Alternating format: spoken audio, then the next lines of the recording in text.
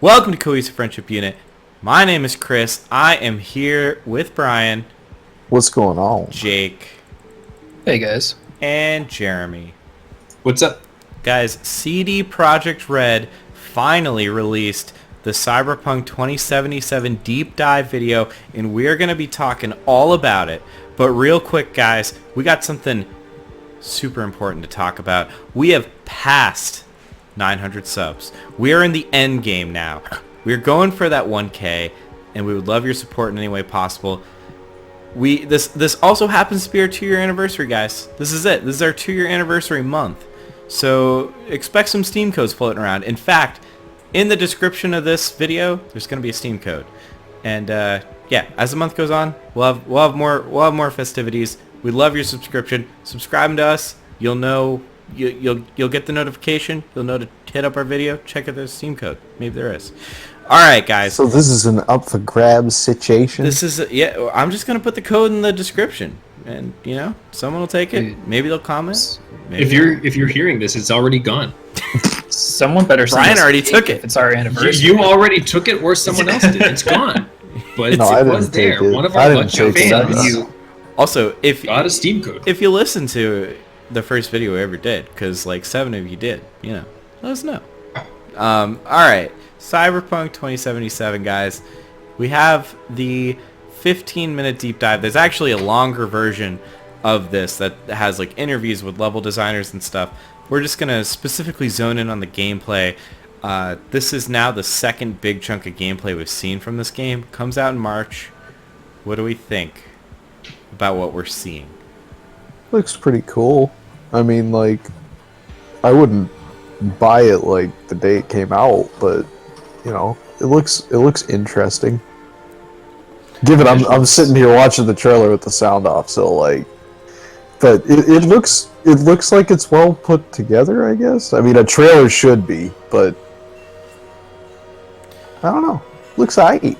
Jeremy is our Witcher 3 aficionado, so he's familiar. Well, I with wouldn't CD. say that. Well, but of the group, you are. of the four of us, What? in as much as I've played most of it. How are you feeling?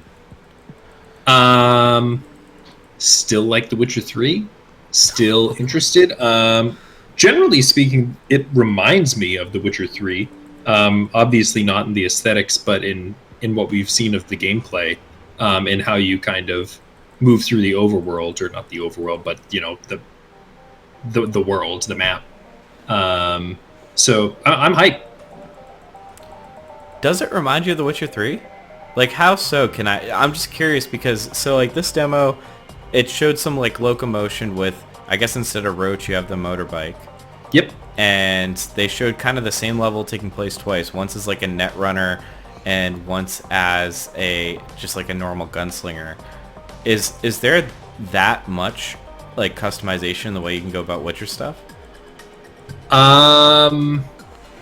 Not necessarily. I mean, there aren't classes in The Witcher, so it's kind of a different kettle of fish. The play style it's kind of limited in how you choose to approach a mission in terms of like what you do in terms of the gameplay. The narrative offers you a lot of customization and a lot of choice. So but that's in where terms it's of how you similar. progress, yeah, I literally meant more like the environments look broadly similar, the character models look broadly similar, the way that you seem to interact with other characters seems generally pretty similar. The motorbike when you're in the third person reminded me of riding Roach, so I'm expecting it to be kind of a Fallout 2 Skyrim situation, like different. There will be different elements, but generally speaking, a similar kind of framework that's being built upon. Yeah, the way you walk around and follow characters for quests and stuff, that was reminding me a lot of The Witcher 3. Yeah. I see the similarities as well. But no elves. To be fair, there aren't that Shit many like elves that. in The Witcher. It's mostly not elves. Elves are very kind of to the side. There are So this game, There Definitely. are multiple Witchers. Yeah, but this has homeless people in it. It's got people wearing sunglasses. I like how Jake was about to say something relevant. We're just right. That's what the viewers are here for, right? Yeah. I apologize for that outburst and any inconvenience it may have caused. What were you going to say, Jake? I kind of forget now, so to be honest. No, just kidding. No, I really do, actually. Damn. Well, I mean, okay, my immediate comparison is between this and the Outer Worlds, and I personally am leaning more towards this, if only because where the Outer Worlds seems more like a strict, like, kind of pen and paper-y, like, Fallout-y RPG. Damn, pen and paper. By Fallout, I mean, like, the, you know, like, more New Vegas than 4. This seems more like it's like one part first-person shooter, one part RPG, where Fallout was like one part RPG, one part first-person shooter, if that makes sense. Sure. Like, this seems more actiony, and I'm into that. The theming seems really different between the two. Yeah. Does anyone Which think makes it's a gonna difference look in this the good? gameplay. Yeah, The Witcher does. The Witcher looks excellent. So I assume this will It's like still one of the best looking games out there, so I have no doubt they're going to do the same thing with this. Yeah. I mean, this is all gameplay footage. I know, well, I assume this is on like a high-end PC. It just blows my mind that like this game's coming out on a base Xbox One. I mean, Yeah, it won't look this good yeah, on Xbox. exactly. But... So one of the things that stood out was there's a lot of environmental interaction. So, well, there's not really classes. They did show what they're calling a netrunner class, and there's a ton of like interaction you can do throughout the world. And I don't know, I didn't play a lot of The Witcher 3, but I don't think there was nearly as much interaction with the environment that you could do. No, there wasn't. And I really like to see that. I mean, Zelda did an amazing job with that when it came out on the Switch, and I think a lot of RPGs have been picking up on that, and that is a great trend. I just think about like Watch Dogs, I guess, and how they promise like a hackable world, and it didn't happen, mostly. Yeah, but I don't think this is really promising that. I mean, there's a lot that you can hack, and I don't know. I mean, well, I don't think we should hype up a game more than it's needed, but if anyone's going to deliver it, I think CD Projekt Red has in the past and definitely can for this game. Yeah, like if you have a dev that knows what they're doing, that seems ambitious, but like if they know what they're doing, they can do it. I think what made the Watch Dogs promise, one that they couldn't keep, was that they were like, the implication was that it wasn't just a hackable world, but that you would like be able to control any car you see and make it do things and like et cetera, et cetera. This doesn't seem to be that. It seems more like, there are lots of different computer oriented things in the game that you can walk up to and like push hack, and then you do a little puzzle, and then like it's either friendly or the door opens. We've seen that in games before. How y'all feeling about Keanu? Because we saw some more Keanu Reeves in this, and we got some dialogue from him. I don't know. I was warming up to it. I'm down for, after playing Fire Emblem, I'm down for some good ass voice acting. Yeah, but that's a compliment on Fire Emblem, Jay. I think this. Oh yeah, it's getting into that rabbit hole that we went into already about Yeah. what video games represent as an art form. So I would prefer to see it just stay separate, but I don't. Yeah, sorry. Go ahead. I mean, this is kind of totally unrelated to the like professional actors in video games, but when you mentioned Fire Emblem, I mean, you and me, Chris, have been talking quite a bit about how Fire Emblem has a lot of choices in it that really are not choices at all. I mean, you're constantly shown with like pick 3 dialogue options, but they really all just turn into the same thing, and it definitely leaves a lot to be desired. And I mean, I think CD Projekt Red has developed this whole persona around choice-driven gameplay, and there's a lot of that in here. You can already see it in the trailer. Yeah, it looks like major choices.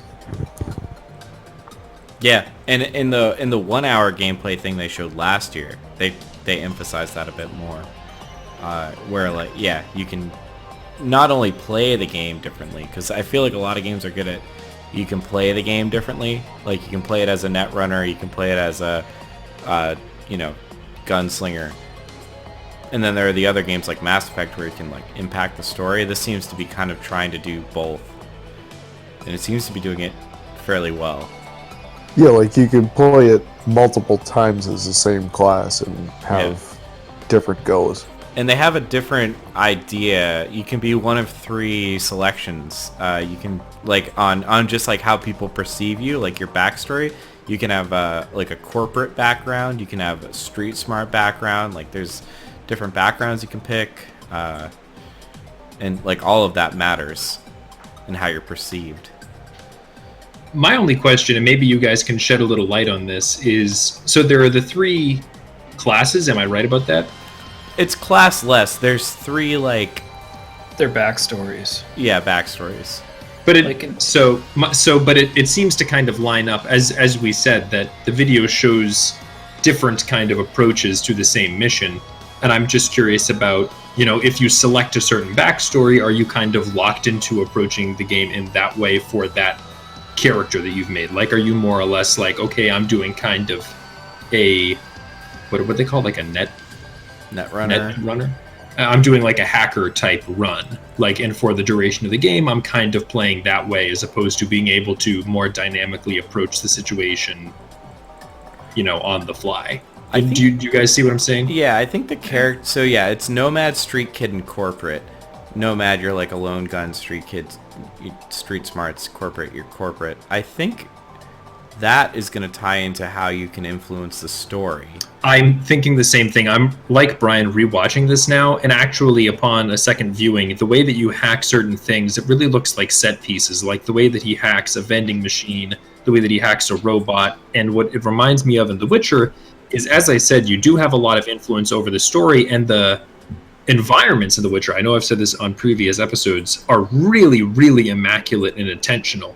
And it's making me think that actually, once you pick that backstory, you're going to be pretty linearly approaching the game. So there will be different options on how you want to play the game. But if you're playing as a hacker, like, there might be different things you can hack in the level, but it's going to kind of put you on a certain path where you're supposed to interact more or less with certain items to have certain results, or you at least have the choice to.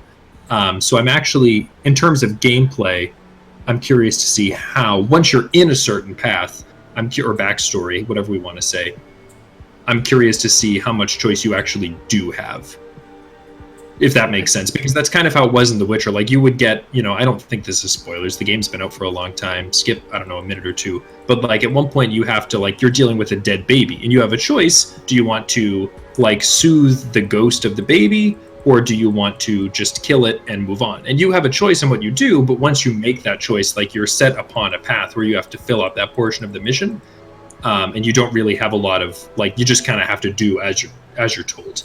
And that's kind of actually what the trailer's kind of suggesting to me upon a second viewing.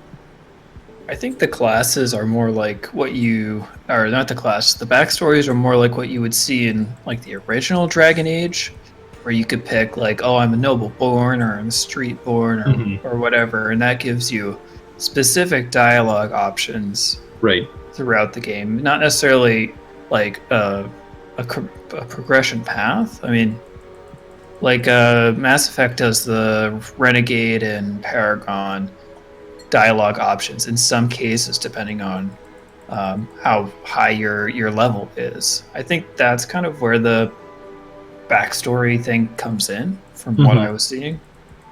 But because like one of the run-throughs, he's kind of playing more as, correct me if I'm wrong, this is what I think, they're kind of showing you one approach that's a bit more of like combat oriented, and then once again more with hacking. Like, will all the characters have like, will all the backstories have the ability to, like, you're in the level, do you want to hack it or do you want to shoot it up? I think that's where I think the backstory part is strictly like your story, and the gameplay you develop completely independently. Yeah, Okay. They have a big Still skill curious. tree that you can. Oh, so pretty that much was, unlock was my them. next question. So they do it is it's skill tree based. Okay. It's like a web, so it's not like you Mhm. pick one thing and you're locked into a path necessarily. So But I mean, it's a yeah. skill tree, but Yeah. All right. Interesting. I mean, any other thoughts on the game? Still want to play the Outer Worlds.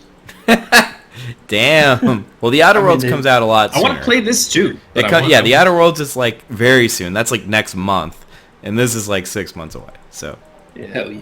Cyberpunk's like an investment. Like when you want to sit down and play The Witcher or Cyberpunk, Yep. like you're in for it for a while. Yeah. Outer Worlds is like, I'm just gonna hop in. I'll say I'm more excited to play this than The Witcher 3. Like this is vibing with me more Oh personally. yeah. Yeah. Well, and you guys have been. I think you guys, like, based on just like the structure of the game, have been saying, "Oh, you're probably not going to like this," but like, I think that's what makes the difference. And it's stupid, but I bet there's people out there that are of a similar mindset. Like, you don't really want to play like a spell casting type. Like, it's just not your thing. And this is. It seems like kind of that same formula, but put into a different sort of skin, and I think it really works, or it looks like it does at least. Yeah. All right. I think we're set. You guys good? Yeah. I think so. I think we're good. Well, Brian, if our viewers Well- Take You it know, away. if you're gonna be walking away from people weird, scared that they're gonna plug a headphone jack into the side of your neck after watching this trailer, like I am, go ahead and hammer on your thoughts on that down on in the word box there. And like Chris said at the beginning of the video, we are getting very, very close to 1,000 subs, so we really appreciate those. We appreciate all the comments and likes and stuff that you guys throw us. So keep those coming in if you would. You know, we do certainly like that, and it's probably toast by now, but there is a Steam code in the description for this video. So there you go, as they say. And also, as they say, smoke them if you got them, guys. And that's all for me tonight, Chris. All right. Thank you, Brian. We will catch you guys next time.